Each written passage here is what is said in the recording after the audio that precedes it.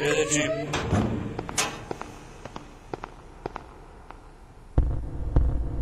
Priča se da ovdje u županiji pijemo zagađenu vodu.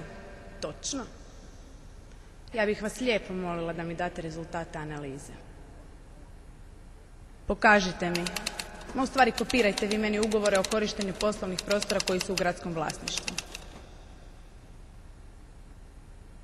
A kada predsjednik i premijer smiju koristiti službeni avion?